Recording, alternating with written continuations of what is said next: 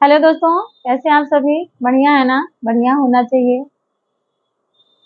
और जैसे कि हमें किसी ने कमेंट किया कि तेज बोलिए, तो कभी-कभी ऐसा होता है ना कि जब मैं किचन-विचन में रहती हूँ, काम करती हूँ, तो वहाँ ससुर जी और सासू जी बैठी रहती हैं, तो उन लोगों के सामने तेज नहीं बोलती हूँ, थोड़ा धीरे बोलती हूँ। तो वो लोग नहीं जानते हैं मैं वीडियो बनाती हूँ, तो वो लोग देखेंगे, अगर सुनेंगे तो कहेंगे किससे बातें कर रही है।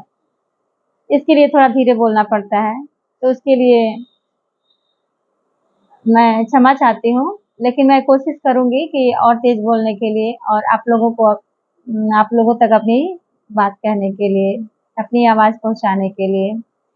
तो बहुत-बहुत धन्यवाद आप लोगों का, जो आपने मुझे कमेंट के द्वारा मुझे मेरी कमियों को भी बताते हैं और मुझे कमेंट करते हैं। बहुत-बहुत इसके लिए आप लोगों का बहुत-बहुत शुक्रिया कि मुझ में जो भी कमी है आप मुझे बताइए और मुझे सपोर्ट कीजिए। मैं और अच्छी वीडियो बनाने की कोशिश करूँगी। देखिए कितना भी मेरा मन दुखी रहता है ना, लेकिन फिर भी मैं आप लोगों से बात कर लेती हूँ, मेरा मन हल्का हो जाता है। दोस्तों आज आज का शॉर्ट्स मेरा ज़रूर देखिएगा आप लोग। नशा नशा एक ऐसी चीज़ है जो जिससे आदमी कभी उबर नहीं पाता है। जीवन में वो कभी आगे नहीं बढ़ पाता है, नशा ऐसी चीज़ है। नशे में आजकल आजकल का जनरेशन ऐसा है ना कि जैसे ही 10-12 साल, 15 साल के बच्चे हो रहे हैं ना, उनकी संगत जो है बुरी लोगों के साथ हो जा रही है और बुरी संगत में पड़कर वो अच्छे बच्चे भी बिगड़ जाते हैं। तो हर इंसान ये जानता है कि हाँ, ये चीज़ बुरी है। हर इंसान जानता है कि ये जानलेवा है, लेकिन फिर भी लोग आग में कूदते हैं। अपनी जान देने के लिए लोग तैयार रहते हैं। टीवी पर अगर आप कोई प्रोग्राम देखते हैं, तो उसमें भी दिखाता है कि सिगरेट पीना सेहत के लिए हानिकारक है, शराब पीना सेहत के लिए हानिकारक है। गुटखा खाएँगे तो गुटखा खाने से कैंसर की बीमारी हो जाएगी, पूरे मुँह का वो स्किन जो सड़ा हुआ दिखाता है, वो सारा चीज़ सभी लोग जानते हैं, सभी लोग देखते हैं, लेकिन जेंट्स लोगों में आदत है, कहीं से आएँगे जिसकी आदत पड़ चुकी है गुटखा खाने की, तम्बाकू खाने की, वो मुँह में भरा ही रहेगा। उसके अगर मुँह में गुटखा खाए हुए हैं, तो उनके आगे आप अमृत भी रख दीजिए कि भैया खा लो, कहेगा हुँ, अभी नहीं खाऊँगा, अभी रख दो। वो चाय ठंडी हो जाएगी, कॉफ़ी ठंडी हो जाएगी, वो खाना ठंडा हो जाएगा, लेकिन गुटखा जब तक खत्म नहीं होगा, तब तक वो उसको हाथ नहीं लगाएँगे। अरे भैया सब लोग जानते हैं कि ये चीज़ सेहत के लिए हानिकारक है, लेकिन फिर भी अपना जान देने के लिए क्यों तुले हो? तो मेरा मानना है कि अगर जिसको नशे की लत लग गई हो, उस इंसान को कभी शादी नहीं करना चाहिए। क्योंकि एक नहीं आप 2 परिवारों को बर्बाद करते हैं। एक पिता अपनी बेटी को विदा करता है डोली में बिठा के, एक लड़के से शादी करता है, जानता है कि हाँ, वो लड़का परफेक्ट है मेरी बेटी के लिए, मेरी बेटी को सुखी रखेगा और सारा सुख देगा। लेकिन क्या पता था उस बाप को क्या पता था कि हम जिस दामाद को ढूँढे हैं वो दामाद हमारा शराबी है। वो दामाद हमारा नशे से भरा हुआ है, उसमें सारे ऐब हैं, कोई नहीं जानता ना। इसमें गलती उस माँ-बाप की होती है, उस लड़के के माँ-बाप की होती है कि जिन्होंने धोखे में रखकर अपने लड़के का शादी किया, अपने लड़के का परिवार चलाने के लिए उस लड़की का जीवन बर्बाद कर दिया।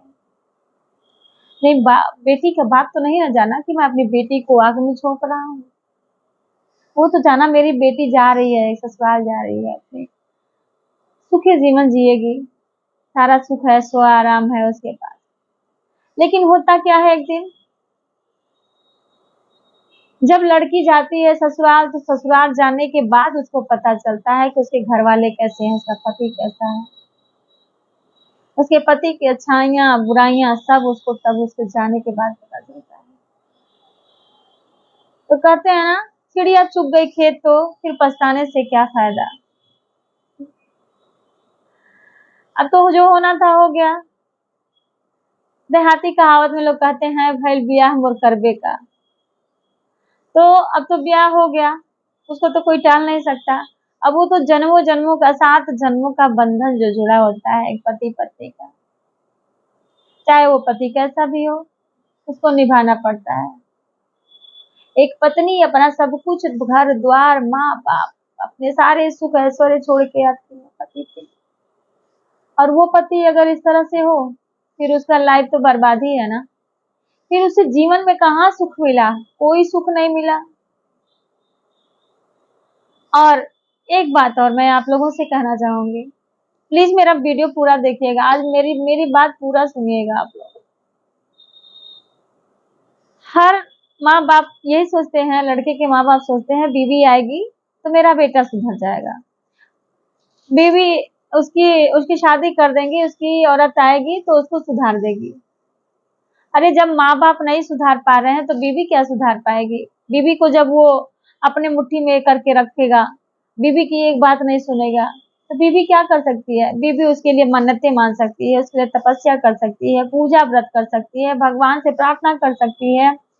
और लेकिन वो कहाँ जा रहा है, किसके पीछे जा रहा है, वो पीछे पीछे नहीं ना दौड़ेगी कि आप कहाँ जा रहे हैं, किससे मिलने जा रहे हैं, कहाँ क्या पीने जा रहे हैं, क्या खाने जा रहे हैं। ये चीजें तो उनको देखना चाहिए ना। जो कर रहा है उसको सोचना चाहिए कि मेरे पीछे मेरी बीबी 3-3 बजे रात तक इंतजार कर रही है।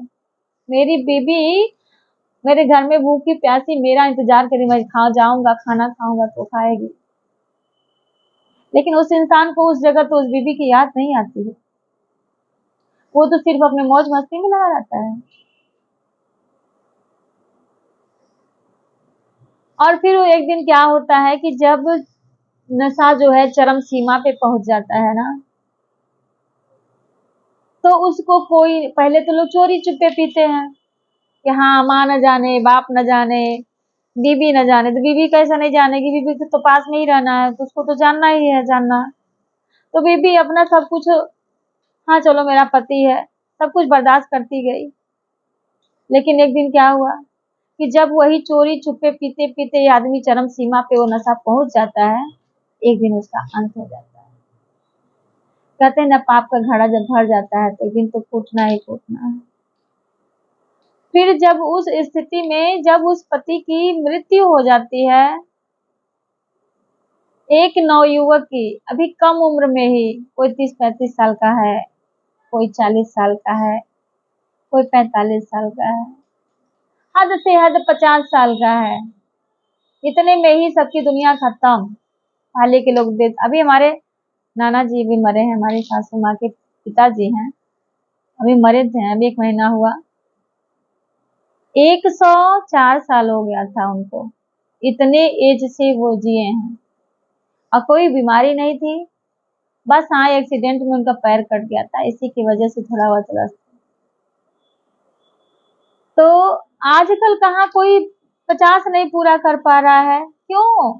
आज के पहले तो ये खान पीन पीने का वो जो भी सामग्री आ रहा है सब में मिलावटी हो रहा है, तो सब अनेकों बीमारियां हो रही हैं। लेकिन जो ये नशे वाले हैं ये तो अपना जान खुद दे रहे हैं ना। तो फिर वो क्या होता है कि जब वो पति मर जाता है तो उसकी पत्नी पूरा जीवन उसी के नाम पे जीती है। इसमें उस पत्नी का कहाँ दोष है, उसने क्या किया। उसका जीवन तो बर्बाद करने वाले घर वाले होते हैं ना। दोस्तों अब क्या बोले, बहुत सारी बातें हैं कहना, लेकिन खैर आप लोगों से बात करके थोड़ा मन हल्का हो जाता है। और मेरा यही आप लोगों से निवेदन है, अगर आप लोग भी, अगर जेंट्स हैं, अगर कोई हमारी वीडियो देख रहा है तो इस बात को, जो पीने वाले होंगे वो तो इसको मेरी वीडियो बिल्कुल पसंद नहीं करेंगे, वो कहेंगे ऐसे फालतू बातें करती है, इसको हटाओ। लेकिन जो समझदार होंगे, जो ये सोचेंगे हाँ ये बात सच है, जो पीड़ा भुगतती है औरत भुगतती है ना, आदमी तो नहीं भुगतता है ना, वो तो अपने मौज मस्ती करके चला जाता है। लेकिन सारी पीड़ा सारी जीवन का दुख तो औरत हो झेलती है ना।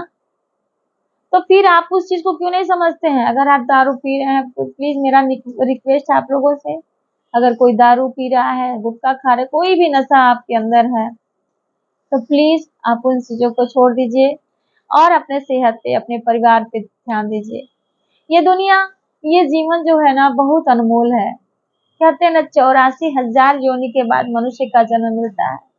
चाहे आप कितने भी अच्छे कर्म करें, लेकिन 84,000 का जन्म जब पार कर लेंगे तब मनुष्य का तन पाएंगे। तो क्यों ना हम इसको सार्थक बना के रहें, कुछ अच्छा करें, परिवार के लिए जिए, समाज के लिए जिए, इस देश के लिए जिए। दोस्तों, इतना ही आज के लिए, मिलते हैं अगले वीडियो में, तब तक के लिए बाय।